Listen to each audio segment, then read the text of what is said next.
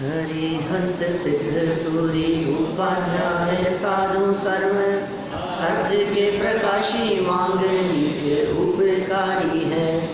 तिनको स्वरूप जान रागते भरी जो भक्ति काय को नवाई स्तुति को ऊंचाई है।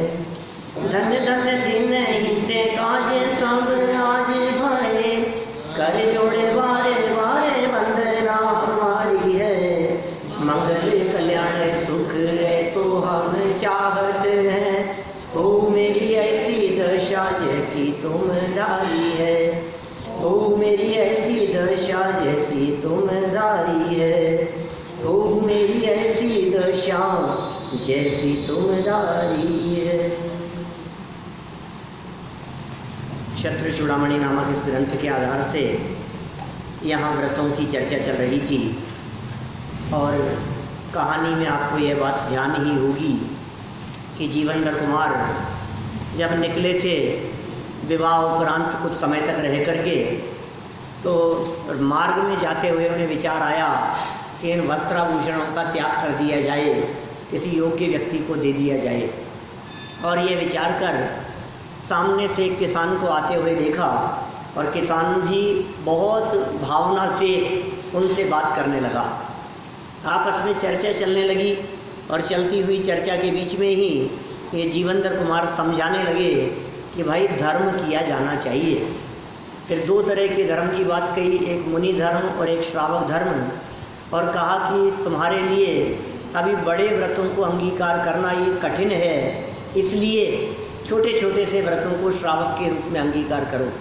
यह चर्चा करते हुए फिर 5 अणुव्रत बतलाए, 3 गुणव्रत बतलाए, और आज शिक्षा व्रतों के स्वरूप की चर्चा अपने को आगे करनी है। दिग्व्रत कितने कहे थे दीपेश जी? कौन कौन से? दिग्व्रत, अनर्थ दंड व्रत और भोग परिमाण, है ना। दिग्व्रत में क्या था? लाइफ टाइम मर्यादा थी। अनर्थ दंड में बिना मतलब के पाप से बचना था। और भोग परिमाण में भोग की वस्तुएं और उपभोग की वस्तुओं की मर्यादा थी, उन्हें मर्यादित करना। अब शिक्षा व्रत देखिए। संचारस्यावधिर्नित्यं सचिन्हास्यात्म भावना दानाद्यैरुपवासश्च परवादिष्वन्यतः कृतिः। शिक्षा व्रत में गमन की नित्य मर्यादा करना। क्या उसमें क्या था? आजीवन मर्यादा थी। इसमें गमन की नित्य मर्यादा करना। रोज कर लो। छेड़ालाकार दौलतराम जी ने ऐसी लाइन लिखी है, ताहू में फिर ग्राम गली गृह बाग बजारा गमना गमन प्रमाण ठान अन सकल निवारा। है समझ में? हाँ, दूसरी सारी चीजों का त्याग कर दिया। देश व्रत में उन्होंने क्या कहा? ताहू में पहले दिग्व्रत की चर्चा की, छेड़ाला में चौथी ढाल में पहले दिग्व्रत की चर्चा की, लाइफ टाइम के लिए मर्यादा ले ली। फिर कहा ताहू में फिर उसमें भी फिर ग्राम गली गृह बाग बाजार, ताहू में फिर ग्राम गली गृह बाग बाजारा गमना गमन प्रमाण ठान अन सकल निवारा। गमनागमन का प्रमाण ठान दिया हमने, इतना प्रमाण, उसके आगे सबका सकल निवारा। अचानक कारण बन जाए, अब ये ऐसे कैसे रख सकते हैं? फिर प्रतिज्ञा का क्या हुआ? प्रतिज्ञा तो प्रतिज्ञा ही है। इसलिए ऐसी परिस्थिति में इन्होंने देखो रोज की रोज मर्यादा की बात कही है। ये परिस्थिति में कठिन तब हो जाता है जब हमने महीने भर की प्रतिज्ञा ले ली। कठिन तब हो जाता है जब हमने 10 दिन की प्रतिज्ञा ले ली। आप यदि रोज प्रतिज्ञा ले रहे हैं और आज किसी की दुर्घटना हो गई, आज किसी का मरण हो गया हमारी मर्यादा के बाहर, तो आज तो नहीं जाएंगे क्योंकि आज हमारी प्रतिज्ञा है। कल नहीं है प्रतिज्ञा तो कल चले जाएंगे, तो एक दिन तो चल जाता है क्या? इसलिए मर्यादा जितनी ले ली है उसे किसी भी कंडीशन में तोड़ना नहीं। मर्यादा लेते समय ही आप इस तरह की मर्यादा ले सकते हैं कि यदि किसी का मरण हो जाएगा और उनमें भी कोई ब्लड रिलेशन में हो, मतलब इस तरह की कोई चीज़ जो भी हो, तो फिर मुझे ऐसी परिस्थिति में जाना पड़े तो बाकी मैं किसी भी काम से जाऊंगा नहीं, अपने किसी काम से नहीं जाऊंगा, लोभ लालच के कारण नहीं जाऊंगा, व्यापारिक काम के कारण नहीं जाऊंगा, आप समझ रहे हैं, किसी भी वजह से नहीं जाऊंगा। यदि किसी का मरण हो जाए और मरण भी हमारे ब्लड रिलेशन में हो, भाई का हो, चाचा जी का हो, कोई खास ऐसा हो, आप छूट रख सकते हैं, मेरा कहने का मतलब। जबरदस्ती किसी की शादी में ही जाना है जीवने के लिए तो त्याग कर दिया। अब अचानक आ गई, किसी ने बुला लिया, हमें तो मालूम ही नहीं था, इन्होंने कह दिया कि संडे को आपको वहाँ चलना है। अब भाई हमारे तो नियम है, हमारे संडे तक की प्रतिज्ञा है, तो हम तो नहीं जा सकते। ऐसा नहीं, देखो एक्चुअल में क्या है, ये शिक्षा व्रत में स्वरूप तो इस तरह का बतलाया है, यहाँ इतना वर्णन नहीं किया इन्होंने, लेकिन जगह जगह शास्त्रों में ऐसा वर्णन कहा है दिग्व्रत की मर्यादा को और सीमित करना। देशव्रत की परिभाषा क्या बतलाई?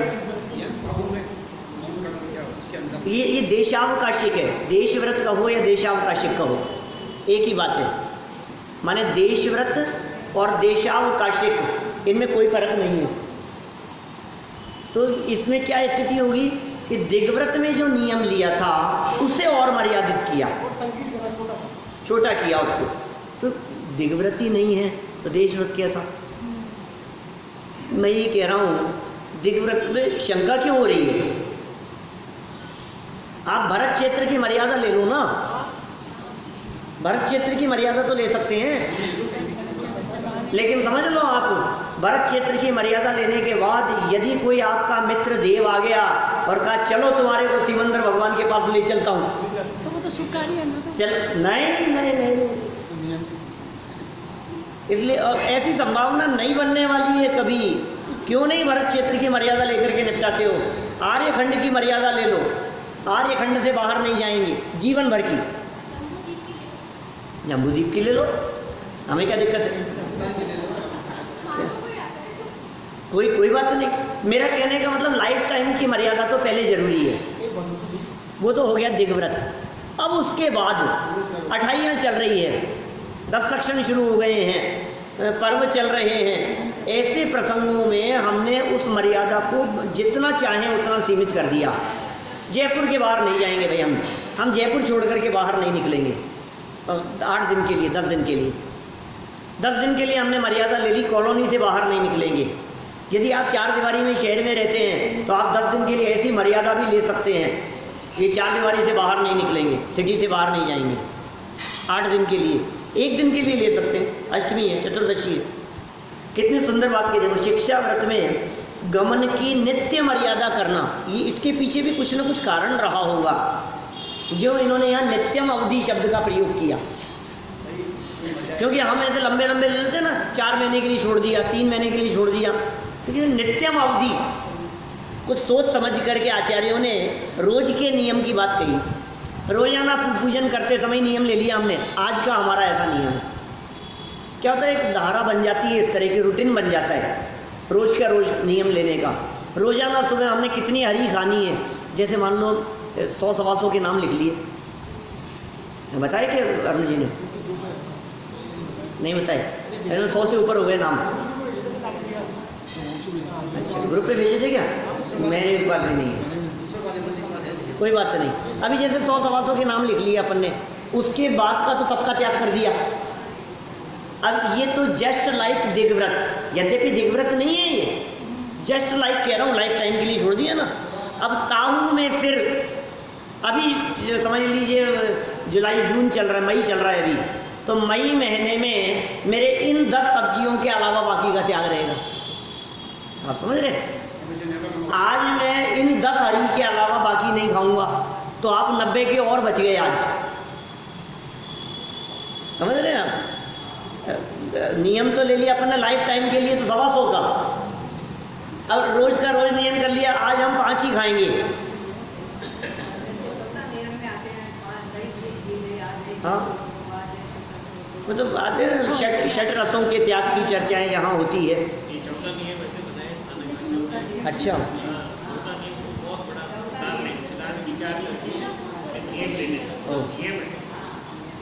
स्थानकवासी श्वेतंबर संप्रदाय की बात बता रहे हैं कि वहाँ 14 नियम बतलाए हैं इस तरह के और अधिक मर्यादित करने की दृष्टि से। सही बात पूछो तो ये जो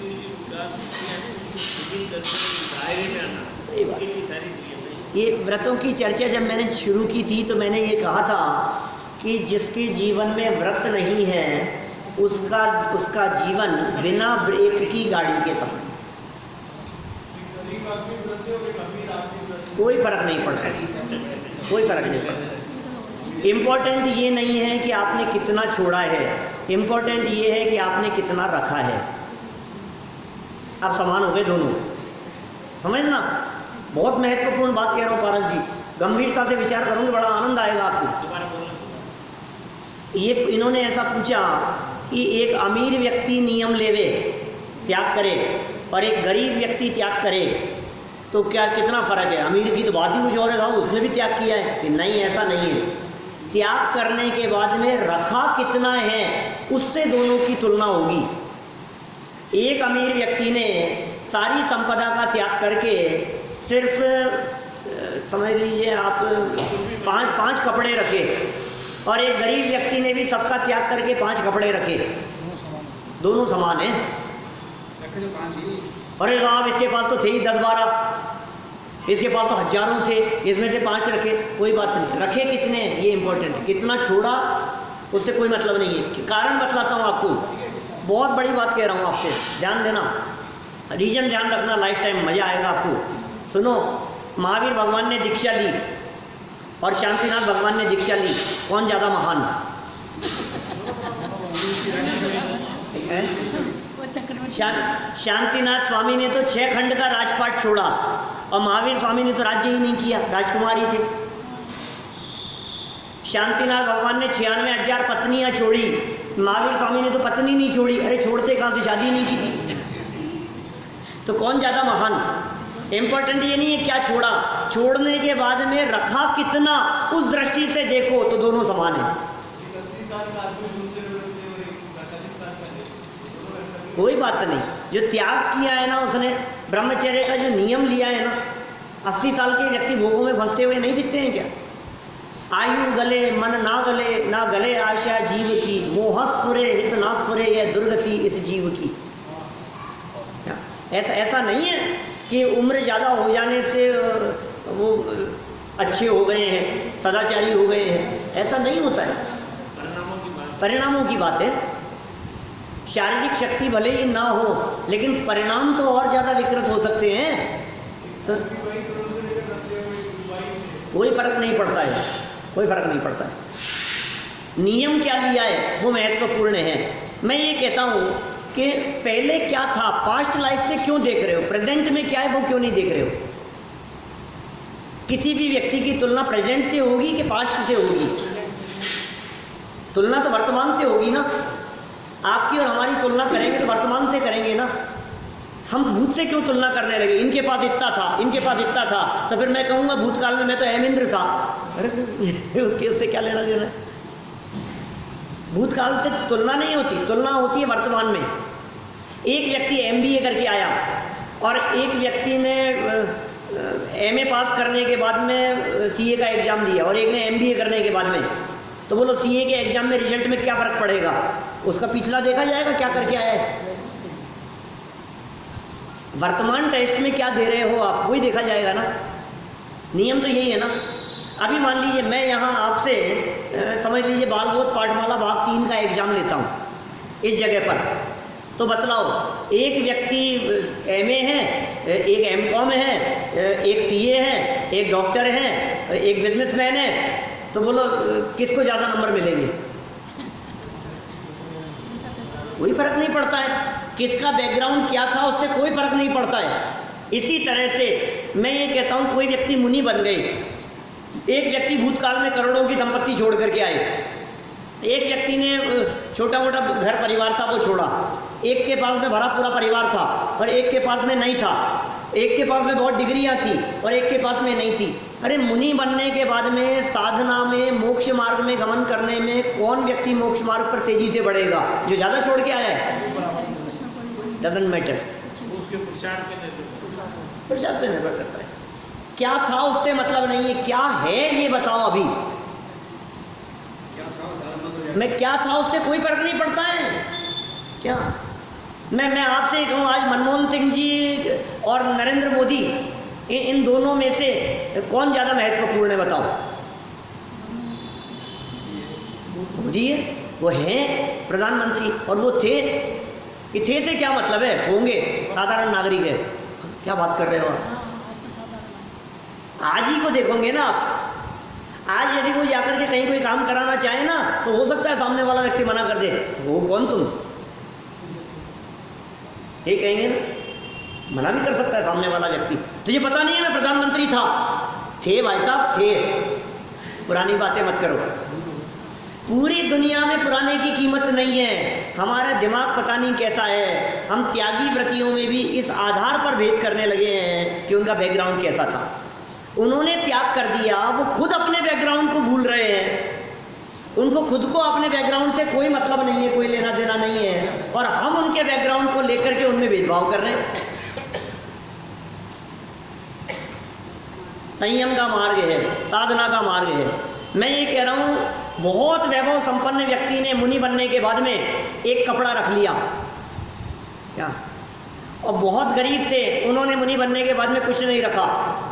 अब आप क्या तुलना करोगे? बताओ कौन महान है? जिन्होंने एक कपड़ा रखा वो। यदि आप ये देख रहे हो कि कितना त्याग किया है, तब तो वही दिखेंगे। भले एक कपड़ा रखा साहब, अरबों खरबों तो छोड़ दिए, एक ही कपड़ा तो रखा है। और ये इनका तो क्या है, इन्होंने 100-200 ही तो छोड़े हैं, उन्होंने करोड़ों छोड़े हैं।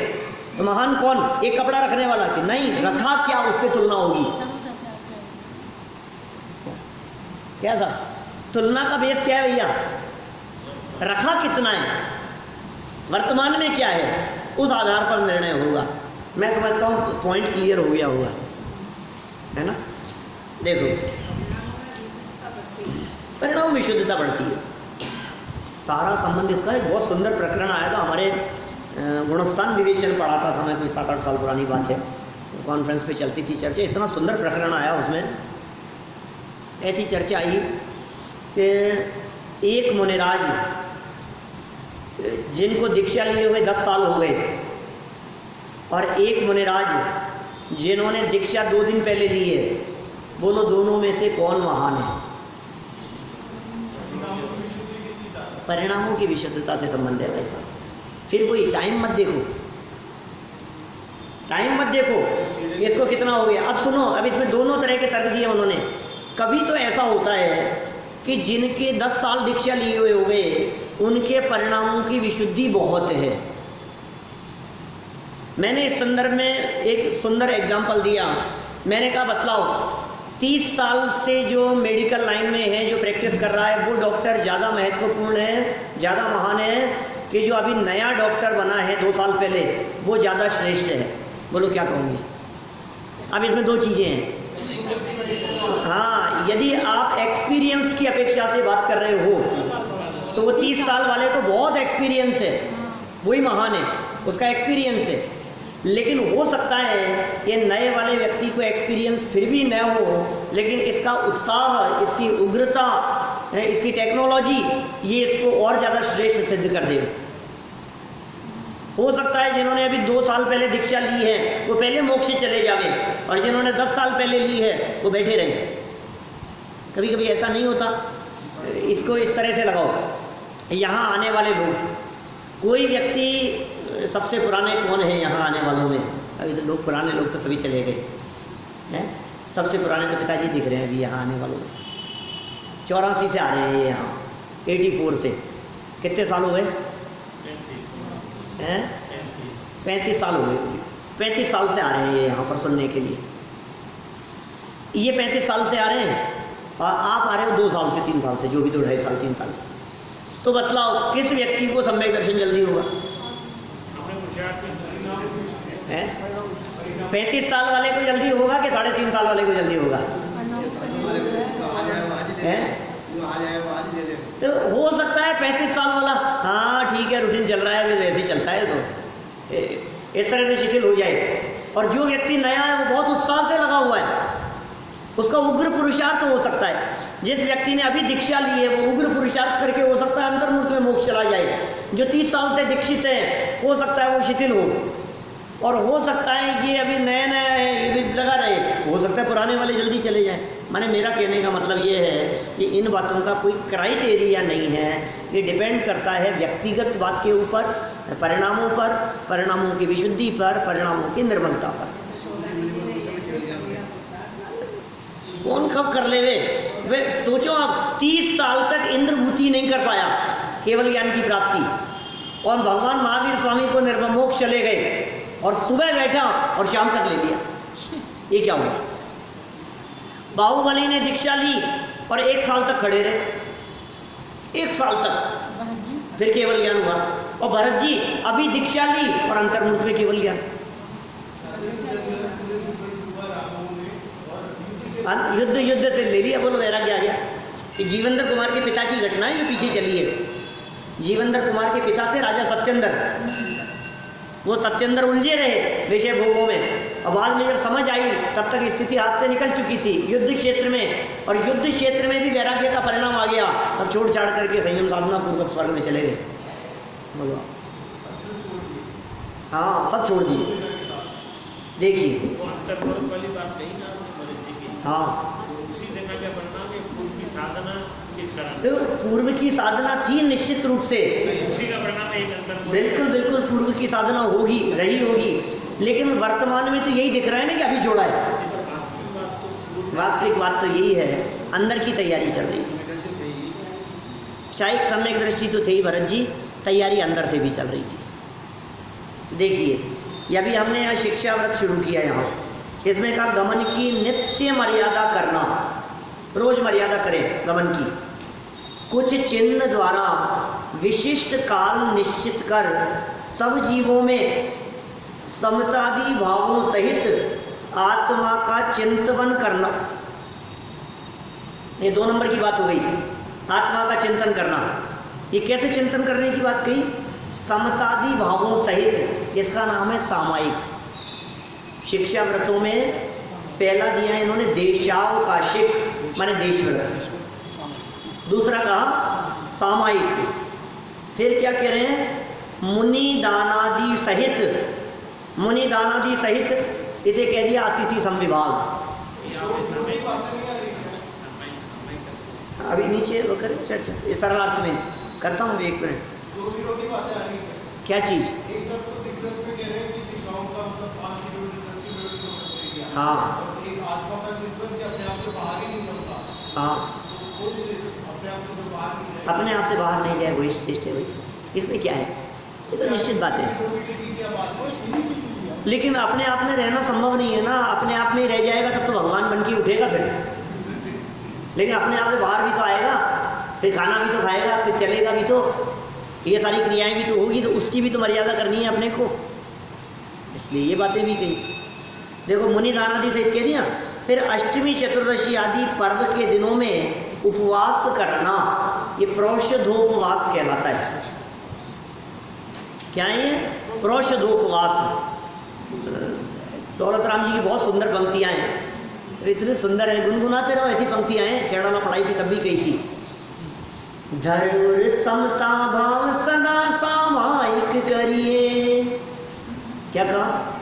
धर उर समता भाव सदा सामायिक करिए, पर्व चतुष्टय माही पाप तज प्रोषद धरिए, भोग और उपभोग नियम करि ममत निवारे, मुनि को भोजन दे फिर निज कर ही आहारे। क्या कितने सुंदर बातें कही है। 4 नामों में फर्क आ गया। वहाँ क्या फर्क आया बतलाओ, कौन बतलाएगा? किसको याद है बात? दौलत राम जी की शेड़ाला में जो नाम बतलाए गए उनमें, और यहाँ जो नाम बतलाए गए इन नामों में, इन 4 नामों में कौन से नाम का फर्क है? बोलो रविंद्र भैया, बोलो अजू भैया। छेड़ाला नहीं कह रहा, कल जो बताया था वो पूछ रहा हूँ। कल बताया था मैंने देश व्रत और भोग भोग परिमाण। देश व्रत शिक्षा व्रतों में चला गया, भोगो भोग परिमाण उधर चला गया।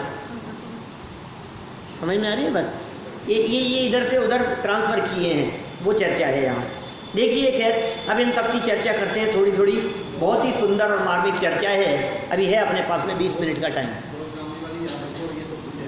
नहीं कोई बात नहीं, कोई बात नहीं, ठीक। एक ही बात पता तो होना चाहिए कि जनागम में दूसरी विवक्षा भी है। सरल अर्थ देखो नीचे, आज ध्यान से सुनना, साध्य, ठीक है ना? हैप्पी मिल गया ना? कहाँ है सरल अर्थ में? जीवन पर्यंत ली गई। अब सुनो, वापस आ गई, देखो सरल अर्थ में बात। दिग्व्रत जीवन पर्यंत ली गई दिग्व्रत की मर्यादाओं में, ये तो दिग्व्रत की मर्यादा थी, गुणव्रत में ली थी, जीवन भर की मर्यादा थी। उसमें से भी घड़ी, 2 घड़ी के लिए, घंटा, घंटे भर के लिए, 1 मास, 1 वर्ष आदि समय तक एवं बाग, बाजार आदि के चिन्ह सहित आने जाने की मर्यादा को सीमित करना तो दिग्व्रत है, देश व्रत है। हाँ ये ऐसा है, बिल्कुल ऐसा है। शायद आपके आने के पहले मैं ये बात कर चुका था। माने दिग्व्रत की मर्यादा जरूरी है, आप ये मर्यादा तो लेना ही पड़ेगा आपको। दिग्व्रत तो लाइफ टाइम के लिए मर्यादा तो, फिर उसको सीमित करो, लंबी ले लो, कोई दिक्कत नहीं।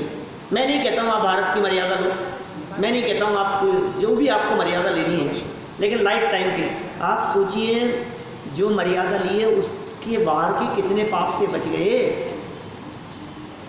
ये क्यों नहीं सोच रहे हैं आप? ये दिग्व्रत लेने के बाद रत्नकरण श्रावकाचार्य ने ऐसा प्रयोग किया था, न्याली साहब, ऐसा कहा कि दिग्व्रत में जिस व्यक्ति ने जो लाइफ टाइम की मर्यादा बांध ली है, उसके बाहर के क्षेत्र की अपेक्षा से उस व्यक्ति को महाव्रती जानो, ऐसे प्रयोग किया। गजब प्रयोग है। बाहर के क्षेत्र की दृष्टि से वो व्यक्ति महाव्रती जैसे अपेक्षा लगा दी है, महाव्रती तो नहीं है तो गृहस्थ, मुनि कैसे हो जाएगा? उतने उस मर्यादा की दृष्टि से वो महाव्रती है, महत्व बताया, उसका महत्व बताया, महिमा बताइए। तो खैर देखिए, ये याद हो गई आपको बात। देश व्रत किसे कहते हैं भाई? बच्चों में से कौन बताएगा? दिग्व्रत किसे कहते हैं? चलो ये बताओ, बोलो। कितनी? लाइफ टाइम के लिए, लाइफ टाइम के लिए जाने आने की मर्यादा लेना, ये दिग्व्रत है, ठीक है। देश व्रत उसको सीमित कर देना, डे टू डे लाइफ के आधार पर उसको सीमित कर देना, ये देश व्रत हो गया। चलिए ये पहला हो गया शिक्षा व्रतों में। नंबर 2 सामायिक, बहुत मार्मिक सामायिक। सामायिक के लोग तो ऐसे हो गए हैं आजकल, सामायिक पाठ पढ़ने मात्र को सामायिक समझने लगे हैं। हमने पढ़ लिया था पाठ, हम सामायिक कर लेता हूँ थोड़ी देर। हमारे अम्मा जी हैं कि समझ लो, आप ऐसे बुजुर्ग लोग हैं तो 10 मिनट सामायिक कर रहा हूँ उसमें, 10 मिनट सामायिक कि क्या करेंगे उसमें? तो पाठ जो लिखा है ना, उस पाठ के ऊपर से नीचे तक पढ़ लिया, इसका नाम सामायिक हो गया। क्या हृदय में देखो ये परिभाषा बता रहे हैं इसकी, आत्मा की भावना ना। सामायिक किसका नाम है? साध्य।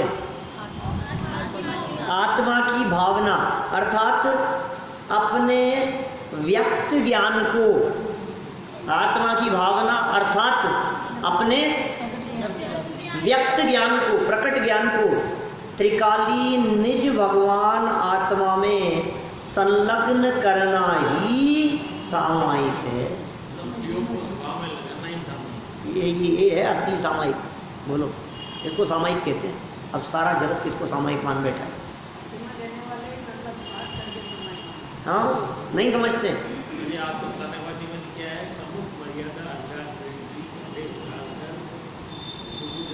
हाँ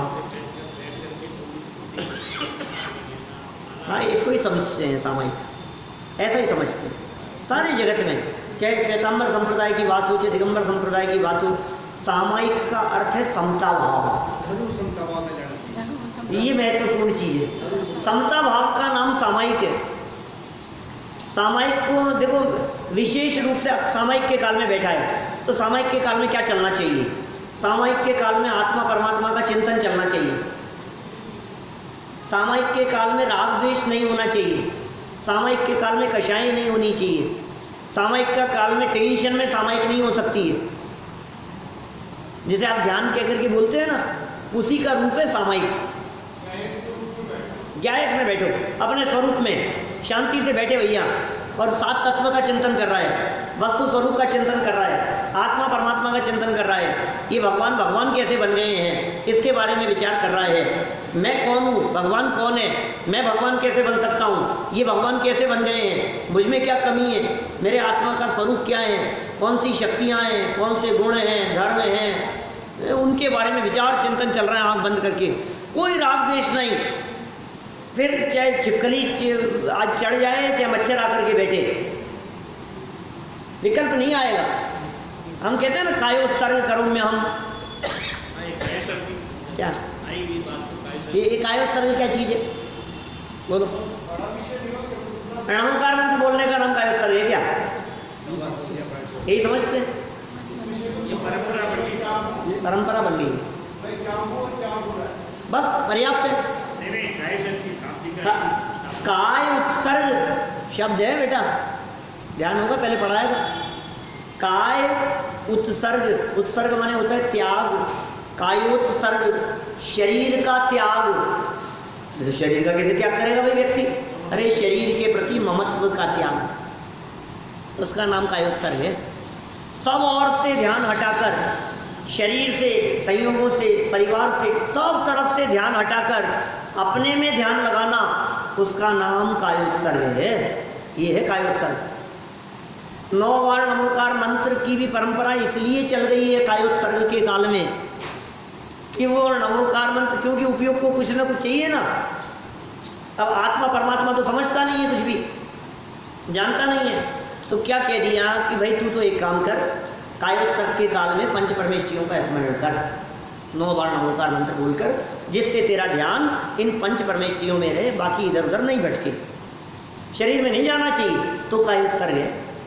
अब क्या हो गया, बताया तो ऐसा था इनके स्वरूप के ध्यान की बात, अब धीरे धीरे घटते घटते वो सिर्फ जबान से रह गया, पंच परमेष्ठी भी ध्यान में नहीं आते, नमोकार मंत्र बोल लिया। और इतना ही नहीं, चेहरे पर नमोकार मंत्र बोलते बोलते इधर उधर तक झांकने लग जाए, कुछ सिखाना नहीं। किसे कायोत्सर्ग कह करके पुकारा है? ध्यान आपका नहीं बटना चाहिए। चेहरे पर 9 बार नमोकार मंत्र बोल रहा है और हाथ से मच्छर उड़ा रहा है, अरे तू शांति रख, दिमाग हटा वहां से, मच्छर बैठा है, ये दिखना नहीं चाहिए तुझे। आप समझ रहे हैं? तब जाके कायोत्सर्ग होगा। ये सामायिक की चर्चा चल रही है यहाँ पर। सामायिक किसका नाम है, सामायिक कैसे होती है? तो देखो ऊपर लिखा था इन्होंने, तीसरी लाइन, क्या सब नहीं होगा, नहीं होगा। एक्चुअल में जो चिंतन शुरू किया जाता है ना, वो चिंतन एक वाक्य नहीं होता, चिंतन प्रक्रिया चलती है। उस प्रक्रिया में बाहर से अंदर आने की प्रक्रिया हो। यहाँ तक कि हमारे यहाँ ध्यान करने की जो पद्धतियाँ बतलाई है शास्त्रों में, जो ज्ञानार्णव आदि ग्रंथों के अंदर जिनका वर्णन किया गया, योगसार आदि ग्रंथों के अंदर जिनका वर्णन किया गया, इष्टोपदेश में जो किंचित ध्यान की बात कही, तो ये उसमें जो पद्धतियाँ बतलाई है, उसमें सारे लोक से शुरू करके वहाँ से हटाते हटाते हटाते हटाते ला करके हैं 6 द्रव्यों में मैं जीव द्रव्य, फिर जीव में फिर मैं ऐसा, फिर जीव के अंदर फिर राग द्वेष वाला नहीं, फिर विकार वाला नहीं, फिर कर्म वाला नहीं, अंदर सूक्ष्म चलते हुए विकल्प वाला नहीं, फिर विकल्पातीत आत्मा तक पहुँचाना, ये प्रक्रिया है। ऐसा ही देशना लब्धि से शुरू होगी चर्चा। देशना में क्या क्या बातें सुनी, उन सबको सुन करके चिंतन में लाए, प्रायोग्य में आ गए, प्रायोग्य से और सूक्ष्म हो गया उपयोग, करण लब्धि में आ गया, राधेकरण, अपूर्वकरण, अनिवृत्तिकरण होते हुए आत्मानुभूति हो गई। अरे हम कह रहे टिपिकल क्यों? ये टिपिकल नहीं है, आपको देशना, प्रायोग्य, अधिकरण, अपूर्वकरण, अनिवृत्तिकरण ये टिपिकल लग रहा है। जिनकी जो साधना में बैठते हैं उन व्यक्ति को ये अधिकरण, अपूर्वकरण, अनिवृत्तिकरण नाम याद नहीं आते। उनका तो एक ही चिंतन चलता है, बस एक ज्ञायक भाव। तो टिपिकल नहीं है, काम तो वही हो रहा है।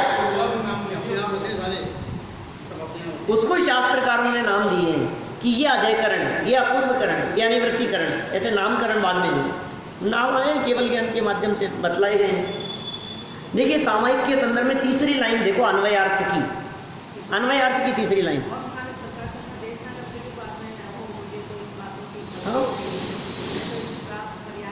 ब्रह्म से भूलकर तन्मय हो रहा था। हाँ, सही बात है।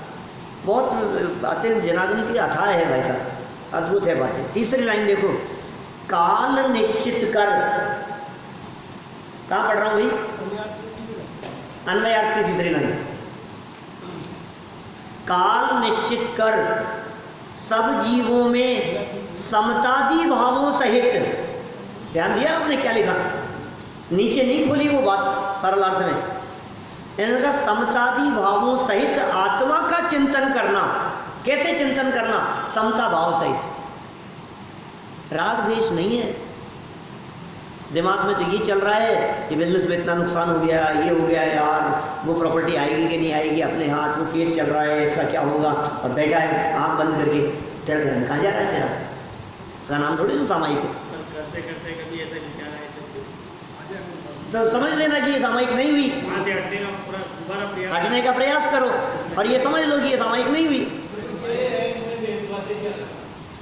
गे में हे उपादेय तो नहीं करना, लेकिन गे तो बदलना पड़ेगा। गे मात्र थे तो गे की तरफ आकर्षित क्यों हुआ? गे में दिक्कत नहीं है, गे की तरफ का आकर्षण ये दिक्कत है। जानने में तो आएगा, ठीक है, स्वभाव है वो तो, लेकिन ये जानू ये जो रस है वो तकलीफ का कारण है। ये इसलिए समता भाव सामायिक के संदर्भ में जो बात कही गई, ये बहुत मार्मिक बात कही है। यहाँ आत्मा का चिंतन है और समतादि भावों सहित है। वापस आ जाओ नीचे, आत्मा की भावना सरल अर्थ में, दूसरा पैराग्राफ। आत्मा की भावना अर्थात अपने व्यक्त ज्ञान को त्रिकाली निज भगवान आत्मा में संलग्न करना। व्यक्त ज्ञान को, ये सामायिक है। मैंने भूतकाल के ज्ञान की बात नहीं कि काम तो वर्तमान में ही होगा, समझ लो आप। जब भी होगा काम वर्तमान में ही होगा, भूत में भी नहीं और भविष्य में भी नहीं। चलिए और आगे बढ़ते हैं, 2 पॉइंट और है। संलग्न माने लीन होना, संलग्न करना मतलब उसके साथ में जोड़ना। आगे आहार आदि 4 प्रकार के दानों के माध्यम से मुनिराज तथा व्रती एवं अविरत सम्यक दृष्टि श्रावक रूप अतिथियों की सेवा करने को वैयावृत्य अथवा अतिथि संविभाग व्रत कहते हैं। क्या नाम है तीसरे व्रत का? अतिथि संविभाग। अतिथि संविभाग मैंने कुल मिलाकर के साधर्मियों के प्रति बहुत वात्सल्य का भाव। अविरति की मतलब ये है घर आए हुए मेहमान के प्रति वात्सल्य भाव। मैंने लोक व्यवहार और शिष्टाचार भी इसमें शामिल कर लिया। आप हमारे यहाँ आए तो आपको चाय पानी के लिए पूछें, आपको अच्छे से आसन पर बिठाएं, आपसे चर्चा करें, ये वात्सल्य भाव। ये जो साधर्मी वात्सल्य है, इसको यहाँ अतिथि संविभाग है ना। अचानक आ गए आप, अतिथि कौन कहलाते हैं? सच में तो अतिथि मुनिराज ही होते हैं। मुनिराजों को अतिथि कहा जाए जिनकी तिथि नहीं है, जिनका नक्की नहीं है। आपको तो बुलाया है हमने, क्या महीनों के लिए सब लोगों को बुला लिया, तो आपने तो तारीख पे बुलाया है, समय देकर के बुलाया है, 1 से 3 बजे तक आना साहब, हम उसी समय पर आए, तो हमको अतिथि थोड़ी ना। क्या हम अतिथि नहीं है? तिथि जिसकी निश्चित ना हो वो अतिथि है, समय जिसका निश्चित ना हो वो अतिथि है। जिसके आने का टाइम मर्यादित नहीं, कभी भी आ जाए। अतिथि देवो भव, कभी भी आ जाए। देव क्यों है वो? जिनके आने का कुछ ठिकाना नहीं है। और हम भाग्यशाली क्यों महसूस कर रहे हैं? अतिथि को देव की तुलना क्यों दी है? क्योंकि भाई साहब बड़े भाग्य से आते हैं। बुलाने पर तो कोई भी आ जाए, बिना बुलाए कौन किसके यहाँ जाता है? वो अतिथि हैं जो बिना बुलाए आए हैं, उनकी कीमत ज़्यादा हो। बुलाने वालों को तो आप रखोगे ही ध्यान से, बुलाने वालों को तो संभालोगे ही, बुलाने वालों को तो आपने बुलाया है, वो तो आपकी जवाबदारी है। लेकिन जो बिना बुलाए आए हैं, और दूसरा एक कारण ये भी है कि हमारे मुनिराज तिथि की परवाह नहीं करते। हम भी जब यहाँ से दो पाँच दिन के लिए कई तीर्थ क्षेत्रों पर चले जाते हैं, कहीं शिविर आदि में चले जाते हैं, हम तारीख भूल जाते हैं, हम बार भूल जाते हैं, हमें याद ही नहीं है यार। तो 8-10 दिन से मैं यहाँ हूँ, मुझे ध्यान ही नहीं है तारीख कौन सी आ गई, कौन सा बार आ गया, कौन सा दिन चल रहा है, भूल जाते हैं ना। क्यों भूल गए? कि कुछ दिन के लिए घर से बाहर जब आप गए आराधना के क्षेत्रों में तो आप भूल गए। तो जिनके निरंतर आराधना चलती हो वे तारीख वार तिथि याद रखते रहेंगे, वो कैलेंडर देखते रहेंगे, वो समय देखते रहेंगे। वो अतिथि है, उन अतिथियों के प्रति, इसलिए सबके प्रति। और 4 प्रकार के दान की बात भी कह दी ना यहाँ। मुनिराज को तो आप आहार दान दे सकते हो, और क्या करोगे आप? मैयावृत्ति करेंगे उनके साथ में, है ना। लेकिन ज्ञान दान ये मुनिराज देते हैं। आहार और औषधि दान श्रावकों के द्वारा दिया जाता है, ज्ञान दान और अभय दान मुनिराजों के द्वारा दिया जाता है। 4 प्रकार के दान है भैया। दान 4 प्रकार 4 संग को दीजिए, धन बिजली उनहार नर भव लाहो लीजिए। 10 लक्षण पूजन की लाइन है ना। 4 प्रकार का दान। कैसे नहीं, आप देखोगे तो दिखेंगे। क्या चीज? अभय दान। तो अभय दान का मतलब सुरक्षा की बात है। जीवन दान है एक प्रकार से, जीवन में बचा लिया। अभय दान में कौन प्रसिद्ध हुआ मालूम है आपको? अभय दान में प्रसिद्ध कौन है पहले ये बताओ।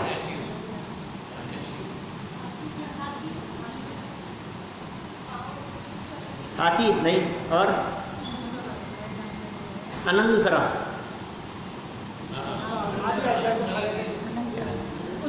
रतमान कहानी मालूम है?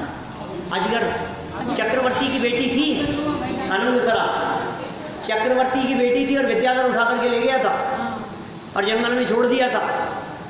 जंगल में छोड़ देने के बाद 3000 वर्ष तक रही वो वहाँ।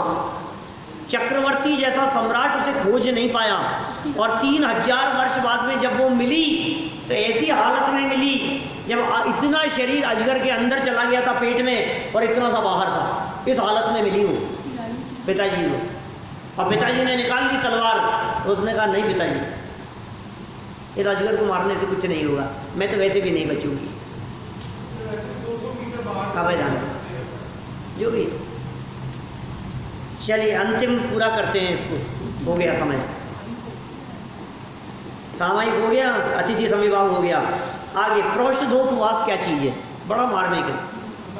शाश्वत पर्व अष्टमी और चतुर्दशी के पहले और पश्चात के दिनों में एकासन पूर्वक, अष्टमी और चतुर्दशी के पहले और बाद के दिनों में, ध्यान रखना अर्जुन, अष्टमी का पहला दिन और अष्टमी के बाद का दिन, माने सप्तमी और नवमी। चतुर्दशी का पहला दिन 13, चतुर्दशी के बाद वाला दिन पूर्णिमा की अमावस, जो भी हो। तो इनमें क्या करना? पहले और बाद वाले दिन, अष्टमी और चतुर्दशी को तो उपवास, और पहले और बाद वाले दिन एकादशी। 48 घंटे का उपवास होता है भैया। प्रोषधोपवास में ये विधि पूर्वक, नियम पूर्वक 48 घंटे का उपवास होता है।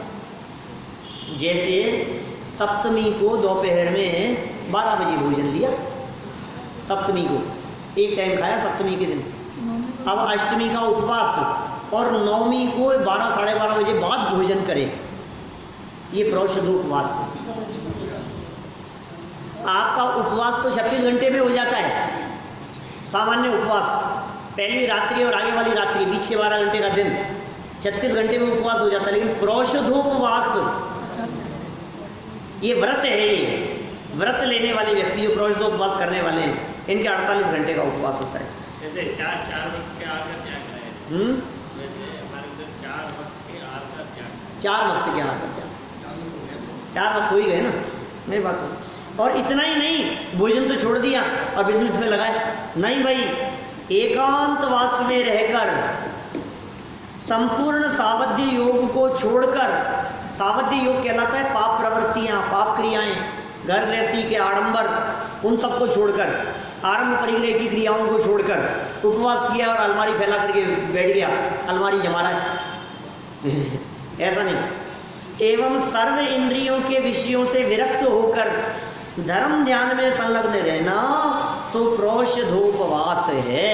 तो इस तरह ये 12 व्रतों में गुण व्रत और शिक्षा व्रतों की चर्चा अपन ने यहाँ संपन्न की है। अब अणुव्रत आदि के इन व्रतों की महिमा की चर्चा बतलाई है, जो चर्चा हम कल यथा समय करेंगे।